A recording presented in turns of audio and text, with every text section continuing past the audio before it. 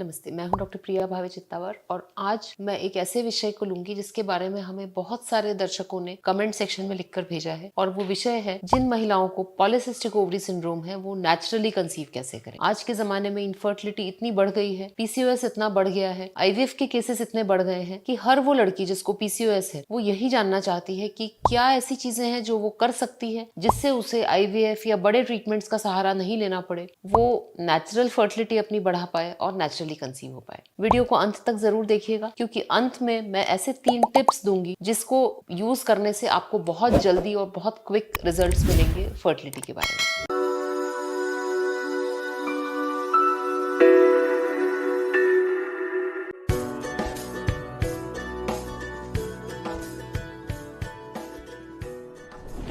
PCOS यानी कि polycystic ovary syndrome. हम कब कहते हैं किसी महिला को पीसीओएस? इसके जो क्राइटेरिया हैं वो है रॉटरडैम क्राइटेरिया और ये फर्स्ट जो क्राइटेरिया वो है यदि महिला को अनियमित माहवारी हो या उसके पीरियड्स रुक गए। सेकंड क्राइटेरिया है यदि उसके शरीर में जो मेल हार्मोन है एंड्रोजन्स उसकी मात्रा अधिक हो और इसके कारण उसको कोई सिम्टम्स जैसे शरीर पे या चेहरे पे बाल ज्यादा होना, पिंपल्स होना या फिर ब्लड में टेस्टोस्टेरोन और अन्य मेल हार्मोन्स की मात्रा बढ़ गई हो। और तीसरा जो क्राइटेरिया वो है सोनोग्राफी में पॉलीसिस्टिक ओवरी मॉर्फोलॉजी यानी अल्ट्रासाउंड में पॉलीसिस्टिक ओवरीज दिखना। इन 3 में से जब किसी महिला को 2 क्राइटेरिया रहते हैं तो उसे पीसीओएस कहा जाता है। अब ध्यान रखने वाली बात यह है कि हर महिला जिसको पीसीओएस है जरूरी नहीं है कि उसका ओव्यूलेशन नहीं हो रहा हो। ये बात सच है कि 60 to 70% महिलाएं जिनको पॉलीसिस्टिक ओवरी सिंड्रोम है वो ओव्यूलेट नहीं करती हैं अपने आप और उनको उस कारण से इनफर्टिलिटी होती है। परंतु कुछ ऐसी महिलाएं हैं जिन्हें पीसीओएस है परंतु उनका ओव्यूलेशन अपने आप होता है।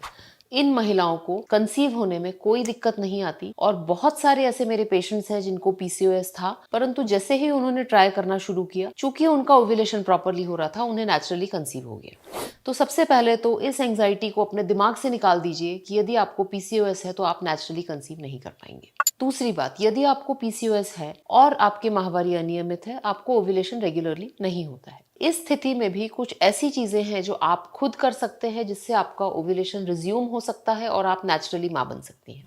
इसमें हमको 3 मुख्य चीजें देखनी है। सबसे पहला है हमारा वजन यानी कि बॉडी मास इंडेक्स। यदि आपका बॉडी मास इंडेक्स 23 से ऊपर है यानी 23 से 29 के बीच में है तो आप ओवरवेट कैटेगरी में आते हैं। यदि आपका 30 से ऊपर है तो आप ओबीस कैटेगरी में आते हैं। सबसे पहले आपको अपना वजन कम करना है और कितना कम करना है ये मत सोचिए कि हम क्रैश डाइटिंग करके 20-30 केजीज कम कर लेंगे। हमें अपने वजन का 10 to 15% वेट लॉस करना है। ये वेट लॉस ग्रेजुअल और सस्टेन्ड होना चाहिए। सस्टेन्ड बहुत इंपॉर्टेंट है क्योंकि जब हमारा वजन कम होता है हमारे शरीर में बायोकेमिकल और हार्मोनल चेंजेस होने में लगभग 3 महीने का समय लगता है। परंतु अधिकतर महिलाएं जो है वो योयो डाइटिंग फॉलो करती हैं यानी बहुत रैपिडली वेट लॉस होता है, फिर सब छोड़ देती हैं और फिर से वो गेन हो जाता है। यानी जब तक बॉडी को ये सिग्नल जाए कि वेट कम हुआ है और कुछ बायोकेमिकल बेनिफिट्स दिखें तब तक का आपका वेट गेन फिर से हो चुका होता है। तो जब भी आप वेट लॉस करें बहुत ज्यादा वेट लॉस मत करिए। Gradual sustained weight loss is the key. अब ये वेट लॉस आपको किस तरह से करना है? सबसे पहला इसमें कॉर्नरस्टोन है डाइट का। पॉलीसिस्टिक ओवरी सिंड्रोम में हमारे शरीर में इंसुलिन रेजिस्टेंस है यानी जब भी हम कुछ कार्बोहाइड्रेट खाते हैं जिससे ब्लड शुगर तेजी से बढ़ता है तो बॉडी उससे डील नहीं कर पाती और इसके कारण एलएच हार्मोन बढ़ जाता है। एलएच हार्मोन बढ़ने के कारण टेस्टोस्टेरोन बढ़ जाता है। आप अपने खाने में जितने भी फास्ट कार्ब्स हैं, फास्ट कार्ब्स से मेरा मतलब है वो सारी चीजें जिसको खाते ही ब्लड शुगर बढ़ जाए, जैसे कि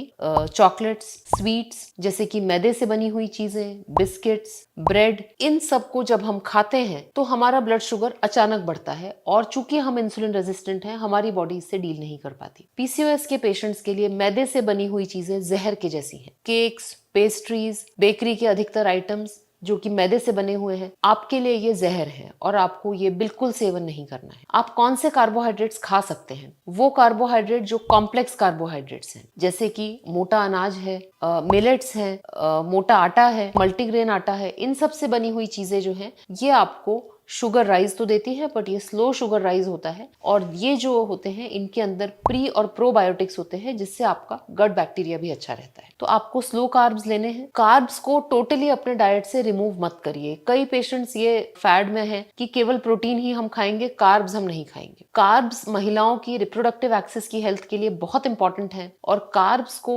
20-30% अपने डाइट से कम करना बहुत ही हानिकारक हो सकता है आपकी हार्मोनल एक्सेस के लिए। प्रोटीन्स की मात्रा आपको अच्छी लेनी चाहिए। एग व्हाइट, दालें, दूध से बनी हुई चीजें, पनीर, सोयाबीन, ये सारे अच्छे स्रोत हैं प्रोटीन्स के और इनको आपको लेना चाहिए, क्योंकि प्रोटीन से शुगर का राइज बहुत फास्ट नहीं होता और हमारे शरीर के अंदर जो मेटाबॉलिज्म है वो इम्प्रूव होता है। पीसीओएस के पेशेंट्स को माइक्रोन्यूट्रिएंट्स पे भी बहुत ध्यान देना चाहिए। माइक्रोन्यूट्रिएंट्स जैसे कि मैग्नीशियम, क्रोमियम, सारे विटामिन, जिंक, ये सब, विटामिन डी, ये सब बहुत इंपॉर्टेंट है और इनकी डेफिशिएंसी से पीसीओएस के सिम्टम्स बढ़ सकते हैं। यदि आप अपने डाइट में इनका समावेश करते हैं तो आपके ओव्यूलेशन पे भी इसका अच्छा असर पड़ता है और नेचुरल कंसेप्शन के चांसेस आपके बढ़ जाते हैं। फ्रूट्स और वेजिटेबल्स रोजाना आपको 5 से 6 सर्विंग्स खाने हैं। जी हाँ, रोजाना, हफ्ते में नहीं। यानी रोजाना 2 या 3 मौसमी फल और कम से कम 2 बॉल सैलेड आपको रोजाना लेना है। इससे आपके शरीर में फाइबर की मात्रा अच्छी रहेगी, आपको माइक्रोन्यूट्रिएंट्स मिलेंगे और this will help your hormonal axis for natural conception.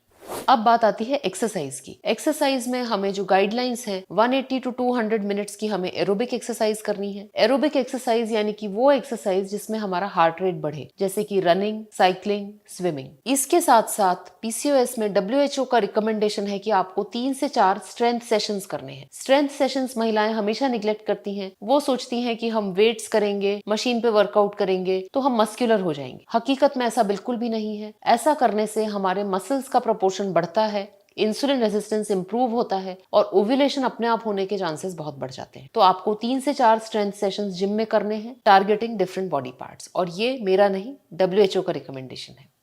जब हमारा 10 to 15% वेट लॉस होता है तो अधिकतर केसेस में ओव्यूलेशन अपने आप होने लगता है और साइकिल्स रेगुलर होने लगते हैं। पर इस इफेक्ट को देखने के लिए आपको सस्टेन्ड लाइफस्टाइल चेंज चाहिए, कम से कम 3 से 6 महीने का। इसके साथ साथ यदि ये सब करने के बाद भी आपको एग फॉर्मेशन अपने आप नहीं हो पा रहा तो डॉक्टर ऐसे केसेस में आपको एग फॉर्मेशन की टैबलेट्स देंगे, जिसमें की जो फर्स्ट लाइन रिकमेंडेड टैबलेट है डब्ल्यूएचओ द्वारा वो है लेट्रोजोल। इसको बहुत छोटे डोज में 2.5 या 5 मिलीग्राम के डोज में दिया जाता है, केवल 5 दिन के लिए लिया जाता है और 80% महिलाओं को इसी से ओव्यूलेशन होने लगता है और एक सिंपल टैबलेट से वो नेचुरली कंसीव हो जाती है। यानी कि जैसा आपने देखा, PCOS does not equal to IVF. हर पीसीओएस के पेशेंट्स को complicated hormonal injections, IUI, IVF की आवश्यकता नहीं है। कई पेशेंट्स अपने आप कंसीव हो सकते हैं और जो बचे हुए पेशेंट्स हैं वो भी लाइफस्टाइल चेंजेस करके, डाइट और एक्सरसाइज करके, नेचुरली कंसीव करके और मां बन सकते हैं। आशा करती हूँ कि ये जानकारी आप सबके लिए उपयोगी सिद्ध होगी। धन्यवाद।